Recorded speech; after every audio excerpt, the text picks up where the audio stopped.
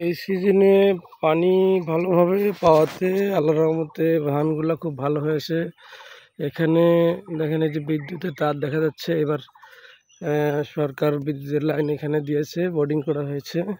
আর যখন তেল দিয়ে পানি নেওয়া হতো তখন পানি পর্যাপ্ত পরিমাণ কৃষকেরা নিতে পারতো না। না পারার কারণে ফসল বেশি একটা সুবিধা হতো না। ফসল হতো কিন্তু ওই যে সাদা সাদা রোগ হতো, পানি থাকতো না, পোকায় কাটতো, ইঁদুরে কাটতো। এই দেখেন কত ঘুঘু পাখি এখানে, আমাদের এখানে খুব সুন্দর সুন্দর ঘুঘু পাখি। এই পানির কারণে এই যে ওই পাশে দেখেন, এই যে এখানে বোর্ডিং করা আছে হ্যালো।